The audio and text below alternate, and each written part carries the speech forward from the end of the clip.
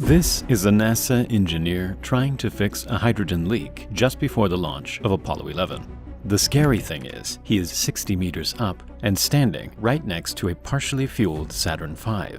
At launch, the Saturn V contained over 2,500 tons of propellant. If the rocket suddenly exploded, it would have the force of an atomic bomb, and everyone at the pad would be killed. But if there was an emergency that gave them time to react, like an uncontrolled fuel leak, there was a chance that they could survive. Located 12 meters below the launch pad is a place called the Rubber Room, a 1960s bunker that was designed to save astronauts and crew in the event of a disaster. We modeled the entire thing, and in this video, we're going to look at what's inside the bunker and how a group of 20 people could survive in here for several days. We'll also be giving away this awesome Space Shuttle framed print, so stick around to the end of the video to see how you could win. If the Saturn V had exploded on the pad, it would have created a fireball that was half a kilometer wide and over 1,000 degrees in temperature. And so, in the event of an imminent disaster, workers at the pad would immediately have to make their way to the bunker. But the bunker was buried deep beneath the concrete pad. So how did they actually get there? The crew had to make their way to Level A inside the mobile launch platform, the massive two-story structure that supported the Saturn V.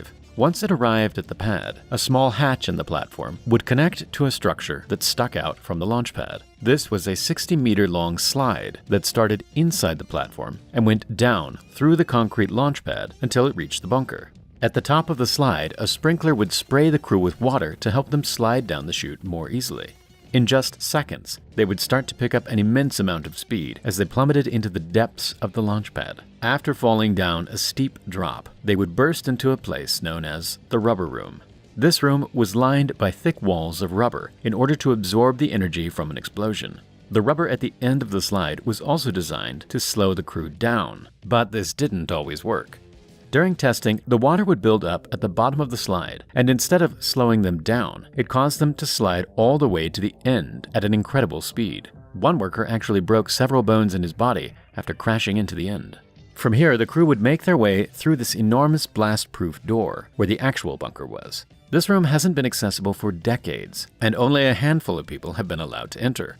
One thing that is very accessible, though, is the range of interesting documentaries on CuriosityStream, the sponsor of today's video. CuriosityStream offers a wide range of documentaries and series all about science, nature, history, technology, and more. So there's something for everyone to enjoy. And with new content dropping every week, you'll never run out of things to enjoy. CuriosityStream offers plans starting at under $5 a month, so it's a lot like getting a front row seat to the universe for the price of your morning coffee. You can watch on your TV, computer, or mobile device, anywhere and at any time.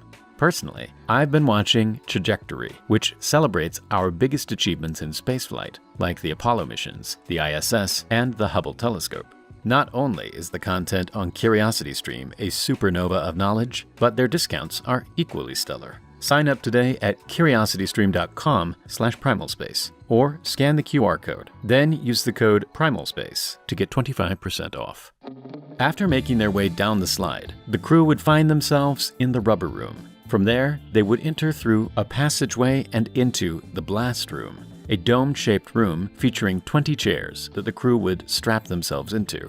The dome itself was made out of super thick steel and concrete, capable of surviving a blast pressure of up to 500 psi. To put this into perspective, the blast pressure from an explosion starts to become lethal for humans at around 40 psi. In order to protect everyone inside from the immense shockwaves, the entire floor was floating on a series of 24 giant springs. These disconnected the room from the surrounding concrete, meaning the vibrations had less material to travel through. The blast from an explosion could cause an acceleration of up to 75 Gs, roughly double what you'd expect to feel in a car crash. These springs would absorb most of that acceleration and reduce it to just 4 Gs, keeping the crew inside perfectly safe. But if a large explosion occurred, it would create a shockwave so immense that it would travel all the way down the slide in an instant and kill the crew inside.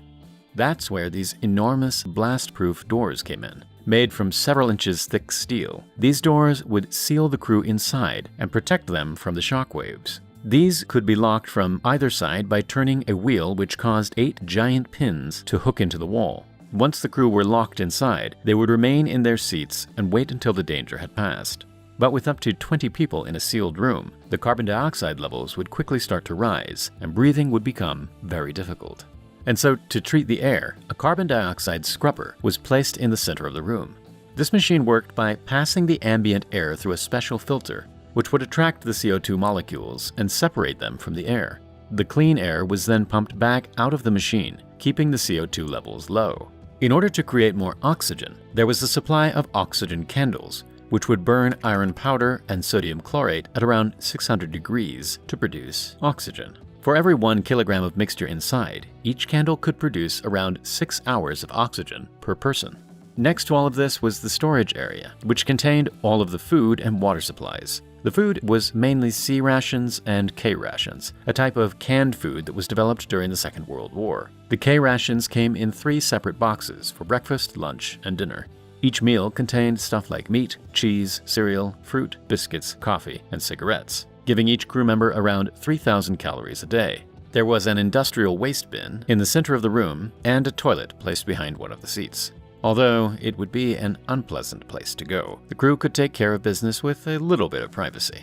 All in all, there was enough food and water to last for about 4 to 5 days. But in most circumstances, the crew would have only stayed for a few hours until the toxic fumes around the launch pad had dissipated. But how would they actually escape? When it was time to leave, the crew had 2 main escape routes.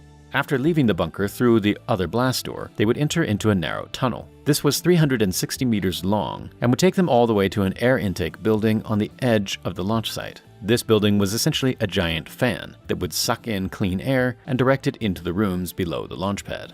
After walking for around 10 minutes through a very cramped and dark space, the crew could finally escape to freedom. But if the tunnel was somehow blocked from the explosion, the crew would have to go back and choose the alternative escape route.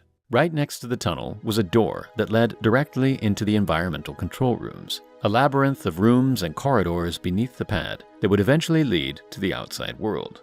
But with such a large explosion, the damage to the pad would be catastrophic, and NASA were concerned that the crew would become completely trapped inside the bunker. And so, to add to the list of safety precautions, they placed an emergency escape hatch at the top of the blast room. This didn't actually lead anywhere, but in the event of the escape routes being blocked, NASA would dig through the concrete and sand within the launch pad to reach the hatch and free the crew. Thankfully, none of this ever needed to be done. The bunker was never used, and after the Apollo missions ended, it was abandoned, leaving an incredible piece of NASA history frozen in time. Over the years, the bunker fell into disrepair, and various animals made their way into the bunker. Now, only a select group of people have access to this old relic, which will most likely remain untouched for many more decades. And now, time for something really special. The winner of last month's giveaway is Tony Viglas. Congratulations! In the next video, we'll be giving away this awesome space shuttle framed print. All you have to do is sign up at the link below and leave a comment saying what you think NASA should do with the bunker now. Thank you very much for watching, and I'll see you in the next video.